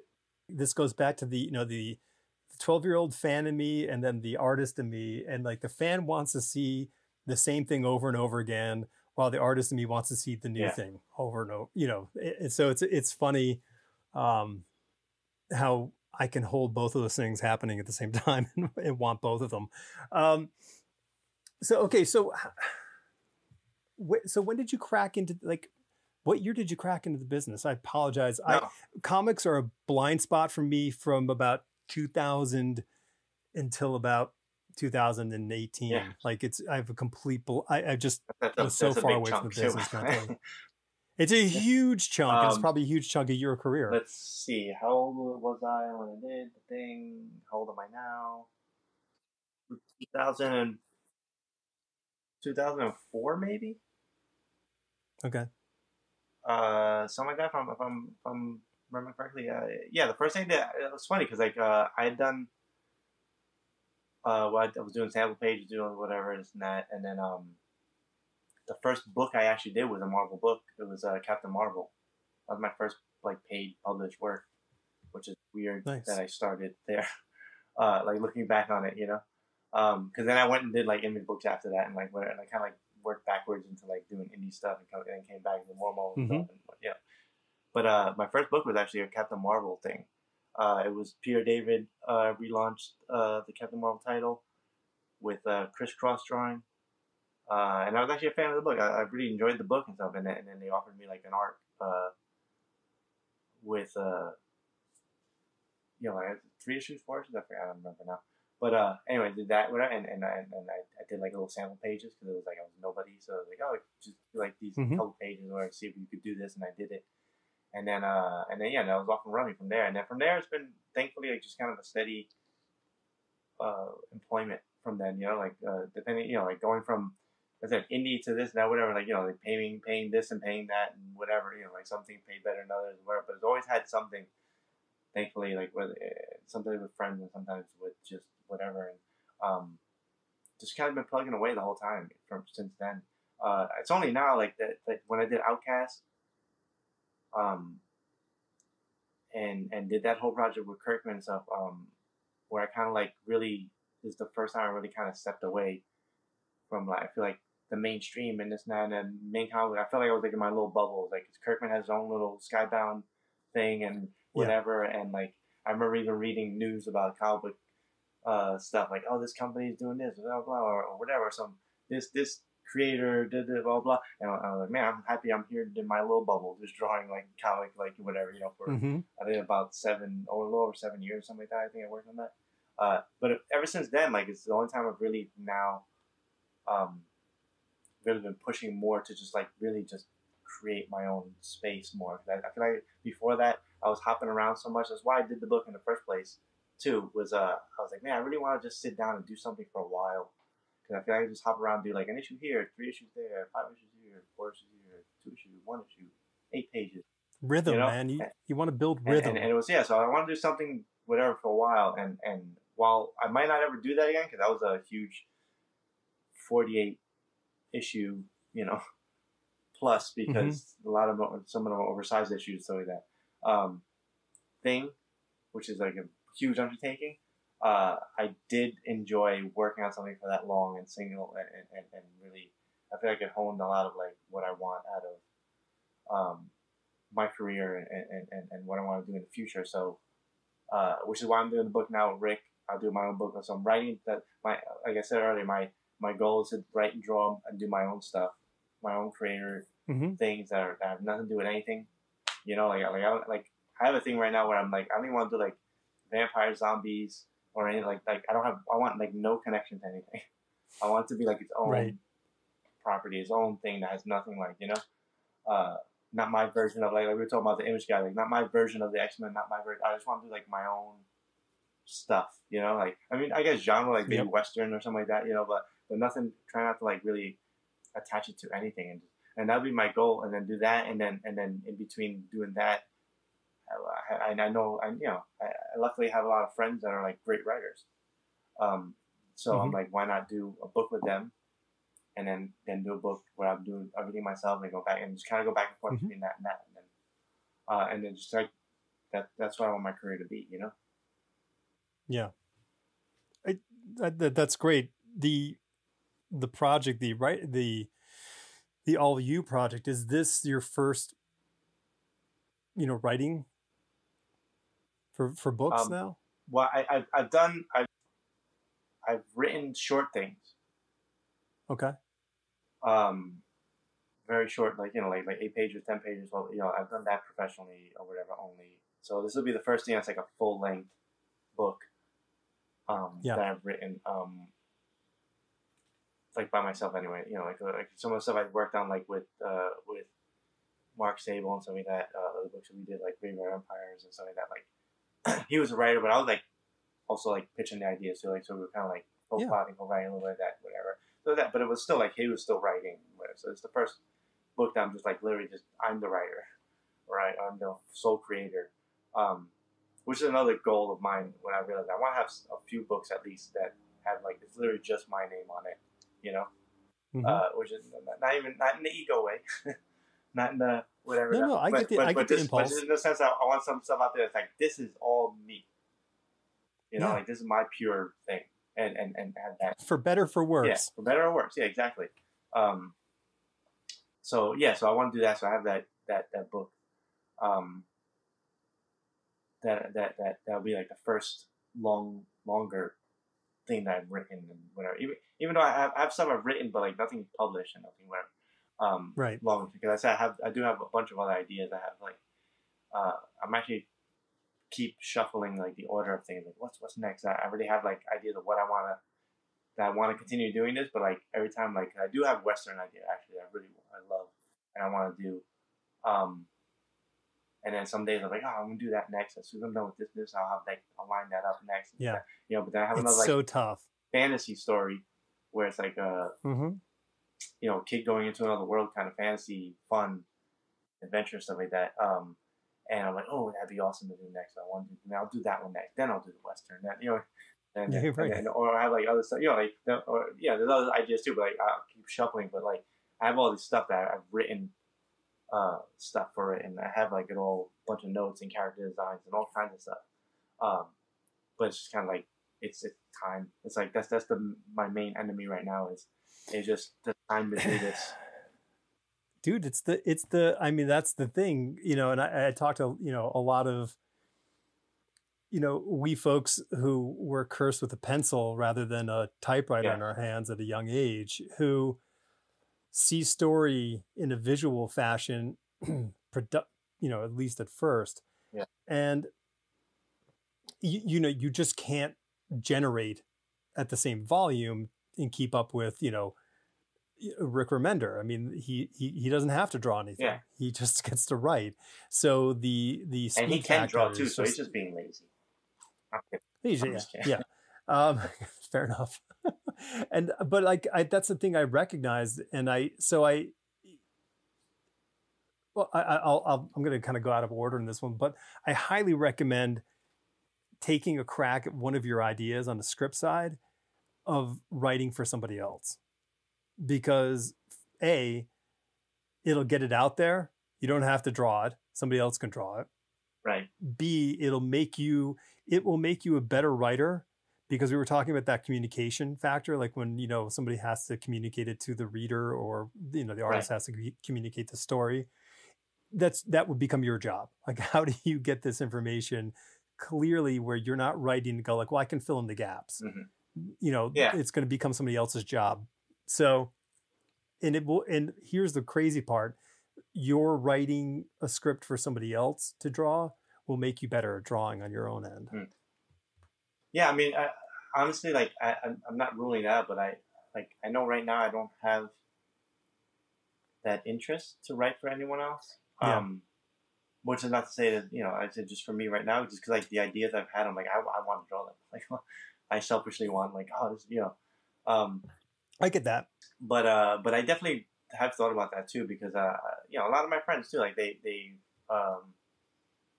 branched out into that too, like, you know, where they start writing and drawing with it, and then eventually start writing for other people and everything too. So now they're like writing all this other stuff, but these 2 books or something like that, and then they're still writing and drawing their own book, you know, because the writing can take a lot less time, at least like physically, you know, like not necessarily mentally all the time, but like physically, it's just a lot faster to write than to draw pages, you know. Yeah, last time I checked, I've never been able to pencil a whole book in 1 week. Exactly. Unless you're Jack Kirby, but that's sure, but neither of us are Jack Kirby, unfortunately.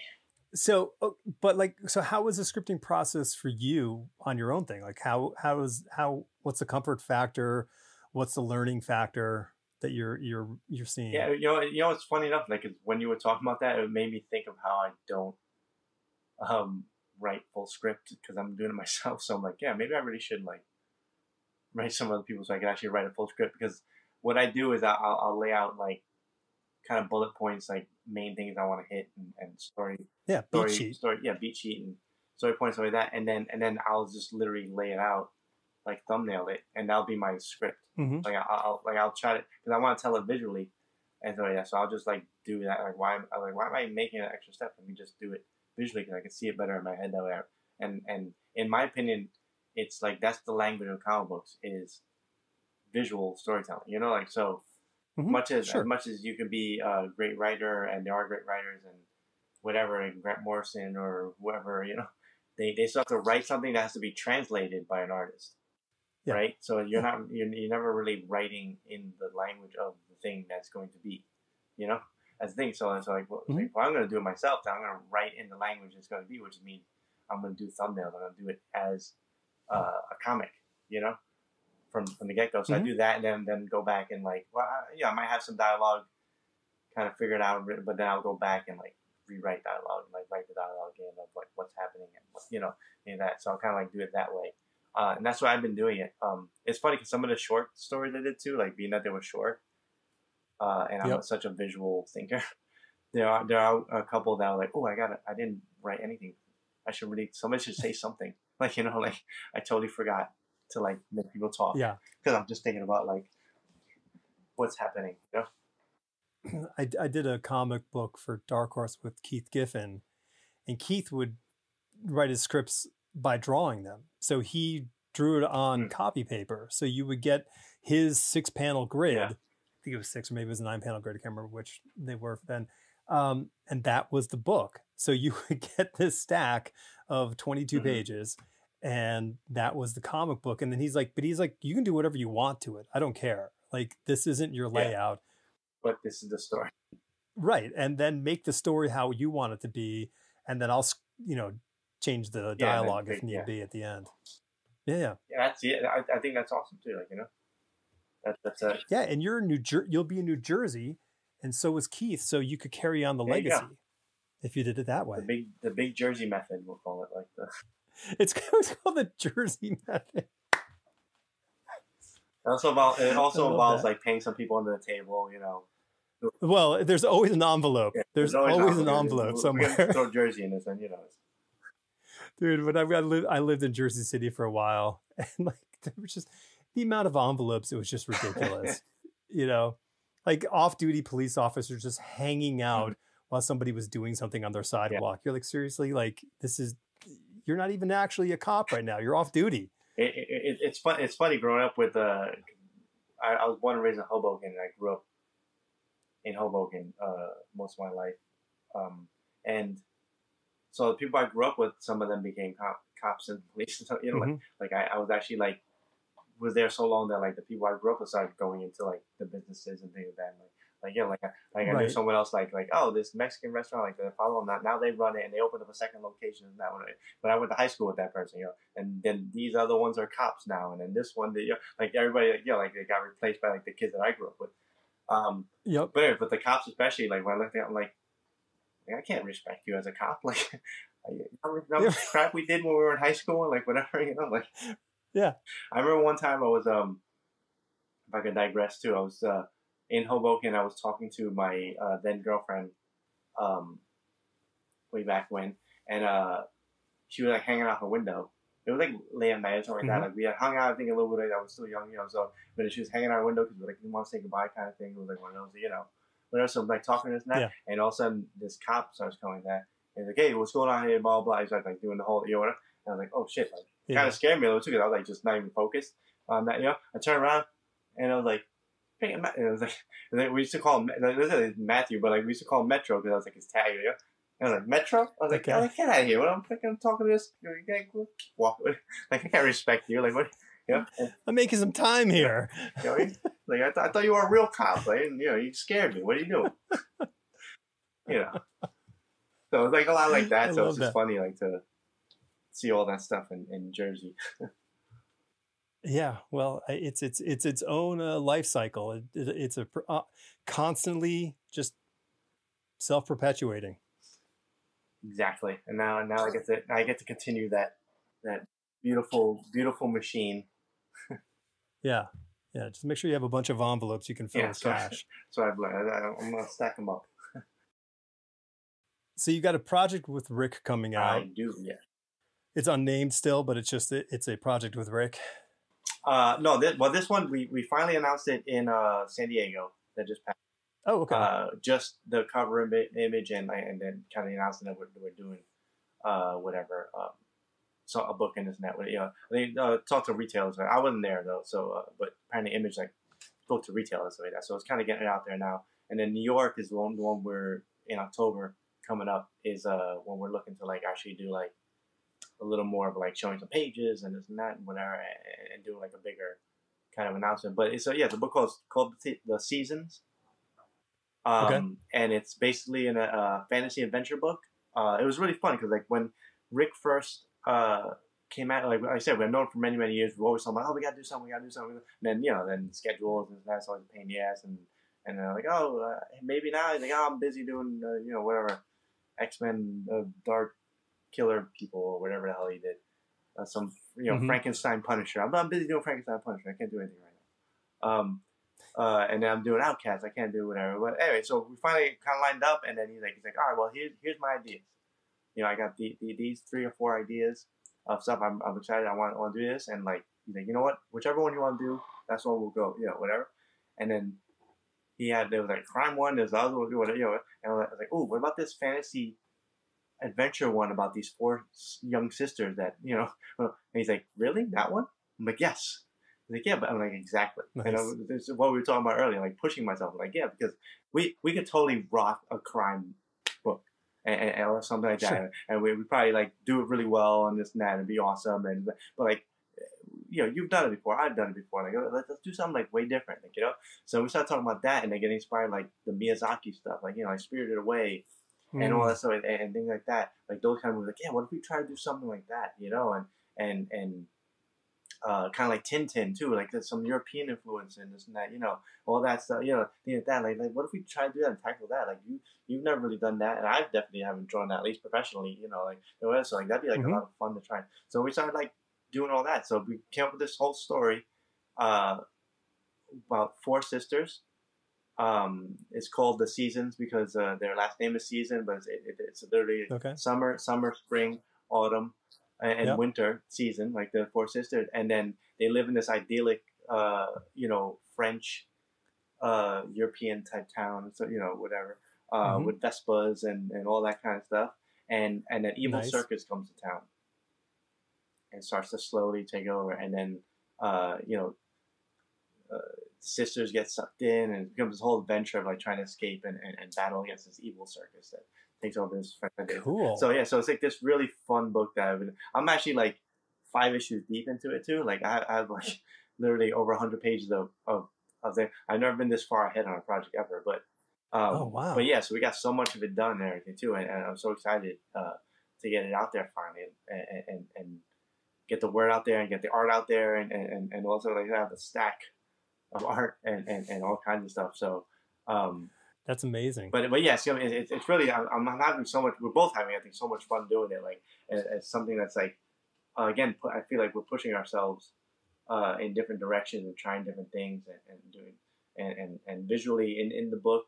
I'm trying to do some different things and play with the comic medium, especially once you deal with like the circus stuff, because it's magic and circus. Then I could like play with that kind of stuff and play with layouts and everything and really get into all that stuff. So it's been a lot of fun. And we're gonna do it as like an ongoing. And so like the first, we'll do the whole first arc about the evil circus thing, but then it's really gonna be about the adventure about these sisters, and like each one has their own distinct personality. And Spring, the youngest, is going to be like basically kind of like the main focus of the first one, the main character in a way, and then but they're all involved and all the sisters and all that stuff. But then like maybe the next one will be like Winter, or will be like kind of like the main focused one and of the story, right. and it'll be some other like crazy. It's like Tintin or something like that. We were talking about how we love like Tintin, like Tintin and the the tale of the mysterious monkey paw or whatever, and then or Tintin and the Rocket to Mars, and Tintin, and we want to do like the Seasons, and then this one's Evil Earth, and then Seasons, whatever happens, some other adventure of this and then so we're super excited about that. That's what's been like consuming my brain and creative time for a while now. That's great. Yeah. I'm excited. I mean, it's good to see, James Robinson and Jeff Johnson both doing a fantasy series as well. So I kind of like seeing the branching, I guess if we can throw some more weight into genres, into comic books that are not specifically just superheroes, and now the crime genre is pretty solid now, so we can kind of say we did that. Science fiction is definitely picking up, and I think fantasy is another one. I love all kinds of fantasy and so, but like specifically the one that's like studio. I would say Ghibli. I've learned only recently that it's Ghibli, right? But either way, Miyazaki and that whole but that kind of family, like family adventures, like which is not to say Mm-hmm. like they are for kids exactly or very like light. So because some of the Miyazaki stuff, even like there's a real emotion there and stuff. And even Disney It's films, Pixar dark. films, like Wall-E or something like that kind of like family adventure story kind of thing like that, but that uh, can be fun and all that stuff, but still has like the heavy themes and heavy, like that. That's what we're trying to hit, that thing that we don't really see enough of uh, in comic books and stuff, and that's what we want to like do. And I love all the Pixar movies. I love all the Mm-hmm. Miyazaki stuff. I love that kind of thing like that. So like why don't I want to do that too? And not just the dark brooding character who's Yeah. only mission is to kill all the evildoers or whatever, like which is Sure. fun in and Sure. of itself. But like but But it's all genre. Like, I mean, you just can't compare the two. yeah, You know what I mean? Like, they can both be great and they can both exist at the same time, and it's fine. Like, it's totally cool. So exactly. But yeah, so I'm excited about that. It'll be out in January actually. I think it's we really gotta cool. still solicit I it. can't wait to see some We're stuff. still early to solicit, but we're gonna solicit it, and then so January will be the first issue, and Nice. stuff. So and yeah, and the pace and everything we're doing, like I think I'll be basically done with that whole first story and stuff by then, which is awesome because That's great. Do you know who's coloring it?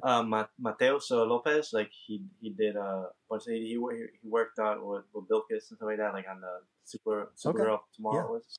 Oh yeah, sure. I know And you're talking about. I mean he's done a bunch of great things, but yeah, but like he's Yeah. so he's coloring it too, which he's I've done all this other, but like only now we like really getting it going, so he's been coloring now only.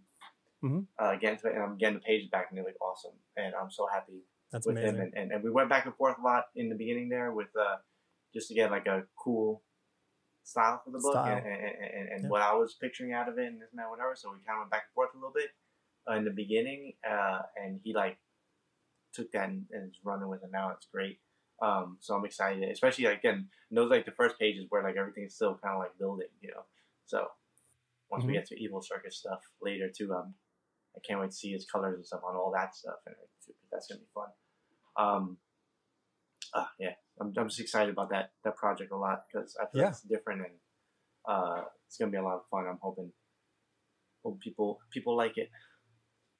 Well, you're holding on to a lot right now Yeah. because it's because you can't let it out yet. Well, the funny part is, like I said, I have that and I have the project I'm doing, and the project I'm doing, I am almost 3 issues done with that one. It'll be 4 issues, like it's gonna be a finite story, 4 oversized issues. So I want to do like I haven't done the 4th issue yet, basically. So I'm not sure like how many pages it'll end up being, but I want to do like at least something around 120, 100 something, like that, just to make a nice trade out of it. Even though it's 4 issues, but they're just cut up into 4 parts. So that's like sitting on like another 80, 90 pages of that, and half of it, or the first 2 issues, are even colored and everything too. Like they're just like done. I just need to get them lettered now. But, that's the only thing I'm not gonna do because I'm like I can't do everything. It's just so much work, But I was gonna get like Russ to letter them or something like that if I could. Well, Cliff Chang is still sitting back smiling. Then he's just laughing. Oh, Cliff is crazy. Yeah, when Cliff was doing that with the stuff, I was like, "You're crazy." Yeah, I know. I listen. I'll say ad nauseum here, but like there's a lot of people who've done everything on their book, but nobody's done everything for a big 2 publisher like that. Like what Cliff did is just, for anybody who's done anything in comic books, everyone knows like, oh my God, that's just such a huge. Yeah. No, I mean like taking out the lettering, the other stuff, whatever, like that kind of stuff, just like writing and drawing and coloring, like so writing and art for my own, but like that's like a lot of work. That's the one thing. Like I'm literally, I probably foolishly or whatever for the first 2 issues, I didn't even have a flatter or anything. Like, it was literally just me. Because I was just into it, like doing it. I was like doing it on my own schedule, my own time, my own thing. So I didn't even like have like the wherewithal to like set up a thing. Oh, now I got these pages. I can send those to a flatter. I was just kind of like letting it roll, and I wasn't even thinking, But like I need at least a flatter for these next. Like what am I? I really, this is so much work. because the coloring too. Like I said, like I feel like I wrote it and I drew it, and then I'm like, all right, cool. I kind of got it out a little bit, and then like now I'm coloring too, and then like, and while there's certain it's a like, lot sometimes of work. just like, oh man, it's just like, and then of course, so that book, without going too deep into that one, is going to be like a kind of sci-fi, kind of post-apocalyptic thing. Takes place in New York. That's like overgrown with nature and stuff. So that there's no people. There's one man. So there's no other people. New York is overgrown with nature, and it's basically him battling tigers and gorillas, or tigers and apes and things, for the supremacy of New York. So cool. There's more to it than that, but that's like the basic of it. Yeah. Because then it gets into like a little crazy sci-fi direction. That's the level 1 story. But in that, like drawing the city with nature overgrown, it was like fun noodling in there all these little trees and things and leaves and everything. Mm-hmm. All the buildings are kind of like a little this and that. But then afterwards I had to color it. I'm like, oh crap, I had to color all these like little leaves. Like, oh man, I don't know why. Like, why didn't I pick? Like, I wrote this myself. I should have picked them. Fighting in the desert. You really should have thought that. That's because. What if they just go off to space first? And then, it's because you didn't sit and write it out. You sketched it out. Yeah, exactly. I sketched it out myself. I should have sketched less. You didn't sit there and write it and think about like, okay, so what's the artist going to have to do on this page here? Yeah. Exactly. I had. You were cruel to yourself. But it's actually. But I mean, it's been fun and really rewarding, and I'm really happy with what I have so far. So I can't wait to see it. I'm always fascinated when someone gets to do the more and more that they can do on their project. I'm always fascinated by what the results are, because sometimes it's a Prince album, and sometimes it's a lesser Daryl Hall album. Okay. Yeah. I mean that's the thing. I think that's why I want to do more and more of that, though, because there is a level of like enjoyment I get out of like doing anything from scratch. Like even I've been doing this for a little bit now too. So I did a couple like short stories, a couple of things in between, just to like keep something out there, because I knew I was piling up pages and whatever. But I always remember like going back and drawing even that stuff. Like I'm half joking, whatever, but like, even the tedious stuff, like drawing on little leaves and that whatever, like all like the city backgrounds and this and that you take time. Like I remember just like, it's just, I don't know what, it's just fun. Like whereas like maybe some other projects doing it for someone else, or the big two or something like that, I would feel like, oh man, this page is gonna be a pain in the ass, like whatever. But this, for some reason, like this one, because it's mine and I'm doing it from scratch, like it just feels like, I don't mind doing every little window. This will be fun, like I love that. There's a satisfaction of it, like that I don't get from working on other stuff. Even though that stuff is fun, it's just a different level of satisfaction, of fun when like you're literally creating from scratch, Yeah, well, I mean, it's what we were talking about early on, just about being when you're young and you're just super excited about the thing you're doing. So I totally get that. Feeling like that, like I'm just like, I can do whatever I want. Freedom. Right. But now you can bring in all those characters you've always wanted to create when you were a kid. Trust me, I've thought about this, and some of them are ridiculous and silly, but like, but if I do it now, it would kind of be awesome. Right. I just redo like my adult mind now, like with all the stuff I've learned in comic books over these years, and bring that to like these silly characters I was, coming up with. There's no wrong answer. Yeah. You know what I mean? It's like that. There's no wrong answer. It's just applying it in the right way. Honestly, I'm sorry, I didn't mean to cut you off, but that was that just reminded me that's actually my favorite thing. I would like to say too is with comic book. What is great about comic books is that it is a bunch of silly ideas, but taken seriously. Like Jack Kirby is like the greatest example of that. And I love that. And some of his stories and some of his things, like if you look at, like if I just told you it like without you seeing the visuals, like that sounds ridiculous. It doesn't make any sense. That's not how science works. That's not how that actually. But then when you see the excitement and the way he did it, and the weight he put on those things, and with the story and the drama and the whatever, all of a sudden, this is the most amazing thing ever. Like, yes, of course the planet can be alive and it's inhabited by cowboy vampires. Sure. Like of course that makes total sense. Like of course. This guy can't talk. If he does, he'll blow the world up. Yeah. Sure. Love it. Exactly. So all that stuff. So so I think that's what comic books do so well, and I hope to do that kind of stuff too, like with whatever I'm doing, is because everyone's so serious, we don't need any more like super serious stuff. There's room for that too. I'm just I think what it is commitment. Yeah. If you show commitment to the thing that you're doing, I think people respond to that. Like, I just think that like it can be ridiculous if you're passing by and you don't have you have no sense of what's happening. But if you stop and you pay attention and you can see the commitment that's being displayed, you go, this is pretty cool. Yeah. So I guess that you can relate to what they say about like Leslie Nielsen as a comedic actor. Like, what made him so funny was the fact that he wasn't being funny. Like, he just literally played it, committed, and like, I know I'm actually like, this cop doing this thing where as ridiculous as everything and what I'm saying and this, playing it so straight. Totally. And I think that's what made it so great. So in the same way, comic books are, like, you could take like the silly thing, but if you do it, I mean, Batman in and of itself, like one of the possibly the most popular.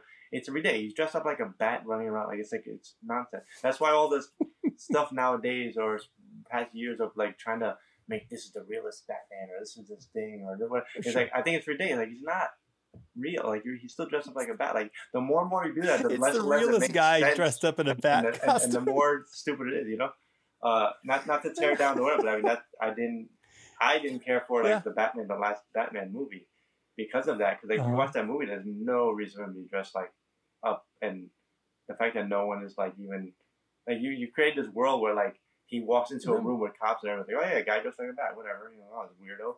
You know what I mean? Like, and it's like that's not like you gotta take a step back from reality, or a couple steps back from reality, to make this thing cool and make it operatic and make it fun and make all that stuff like that. And that's the beauty of it. Not that anyone actually do this in real life. You just dress. If anything, you just dressed in black or something like that. But why is he dressed like a bat? Why the ears? Like, why? Right, exactly. Like, well, I have the bat symbol on chest, and because it's bulletproof, and they'll shoot at that. I'm like, cool, but why the ears? Yeah. Like, but that's another thing. Like, and I actually do love when people or writers and creators, wherever later on, they'll start figuring out because that is a great example of that. Like, where Frank Miller said, like, oh, he has like the yellow, which was a total corporate decision of why they did that in the 80s, I guess that was, right? That they put the symbol in the yellow circle or whatever, and he actually thought of like a story reason for it. And like, oh, it's because blah blah blah. Like that's like that. And I think that's another fun thing about working on like those characters. Oh yeah, it's like when you have these completely silly things or stuff that's put out that, but then you actually like figure out like something that makes sense within the story or why that's worked. Sure. Like, oh, that's such a cool way to do, Make the man in the bat costume seem cooler. Yeah, I get it. It's no, I mean, and I think that's what the kind of, I think that maybe is the charm of and the attraction for many modern creators is how do we take the things that have been sitting around that we all kind of take for granted, and how do we legitimize them in a different fashion? Exactly. Yeah. Because I think it's cool. It's all just retreading the same thing when it comes to those characters. The characters been like every story's technically been done. Every Spider-Man, Batman story, but like if you could figure out the new angle on it, it's the it's what happened like with like the mafia genre and stuff when you go from things like Godfather to Goodfellas to Sopranos. It's all mafia genre, but like it was a new way to approach that subject that made those things so exciting, But it's all still mafia genre. They're still like doing the same. They're still putting out hits. They're still doing this, whatever. They're still doing all that stuff. But so I think that's like the fun of working on those characters. Is it's been done a million times. So like, what if we could actually think of a new, slightly different angle or this and that or whatever, or take something that was like a throwaway thing. Like, no, what if we actually figure out a reason for this and make that like a cool thing? I mean, like that's the puzzle fun of those things, So hopefully maybe I'll do that one day too. That'll be my Batman book. I actually do have a Batman book There you go. that I want to do, but it'll be crazy. It'll be the explanation for the ears. Yeah, exactly. The whole thing will be. I'm just gonna call it ears. Batman ears. Yeah, everyone's gonna go. Damn, the ears are the coolest part. Yeah, that's my goal. So, if I did that, if one person says that, then I'll quit comics. I'm done. Your job is done. I don't care about the drawing of the car in the background. It's the ears. All that artistic journey stuff. That was the goal. Yeah. Appreciate the ears. All right, Paul. This is a blast to talk with you. Yeah. It's been fun. Anything else you want to plug before I cut you off? Well, I mean, like, I guess what do I have? So I have the book of Rick come up, the seasons. Yep. January. Which yeah. So I have like the cover image and stuff is out there now and whatever. I could share that stuff, and I'm trying to slowly tease a little bit because then I said in October we'll do a bigger push, and then January the book will be out. And then I have my own book I'm doing, which that's not on any schedule yet though, but it should be out next year. Okay. Because I want to, once the seasons is coming out, and I'll be kind of like way ahead. I'm already way ahead. I want to kind of like have that come out and then like drop my book too. Back and forth. So I'll be able to do that hopefully. That's the goal. What else? I mean, obviously all the social media stuff. I try to. I'm terrible at it, but I try. I actually started a Substack. Yeah, I started a Substack recently, which That's is right. Just started it, whatever. But that one I'm actually excited about because again I'm very terrible at these things. With that, I want to do there's a bunch of short stories that I've done, or little short things like for fun and this and that I've done that I haven't even put out there, not for public, they're just for me or just for whatever. So I want to actually put those out through Substack there, and then also some other short stories I'm working on that I wanted to actually do with my book that I'm writing and drawing stuff like that. Like I want to do like these little short stories, like take that place in the world or with that character. That are not necessarily in the continuity of that book. Maybe a little like backstory type stuff or this and that, or whatever moments of with a character, and I want to do those in the Substack. So I want to do like a lot of original content and use Substack as for like some like original like just like short stuff. So that's what I That's and awesome. On top of that, talk about like the projects that are coming up and this and that. So that's my goal. That's why I wanted to start that too. And I also think it's like I just wanted to build a better direct connection to people too, because as much as like Instagram is cool and all that stuff, just the amount of followers and the amount of likes or views and you get, it's just so weird. Like algorithms and like Substack, I'm like Substack email. Like, at least I know you got it. That's all I care about. Like whether you like it or not, who knows? That's for you to decide for you, whatever. But I just want you to at least see it. And I feel like a lot of times with like Twitter, Instagram, so that like I don't even think like half the people like that follow me even saw it, the post. So I'm like and that bothers me. I'm like, I just want you to see it. Like I said, like, if you like it, don't like it, or hate it, or whatever, fine. But I want you to at least see it. I'm putting it out there so you can see it. Like, why am I doing these social media things if you don't at least see it? So I figure with the email, then I go right to email with Substack, and you have the Substack app or the email. Like at least you're getting it and you're seeing it, and then from there on, we'll whatever. Preach. Yeah. Yeah. So. No, I thoroughly agree. All right, my friend. I may see you up at New York Comic Con. Yeah, I'll definitely be there. I'll be around. There's I don't know. Still trying to figure out the image booth stuff, whatever, Arts Alley, all that whole thing. So I don't know exactly, but I will be there because it's it's local. I'll be there definitely. Cool. All right, my friend. Until I see you next. All right. Awesome, man. Thank you. Thank you.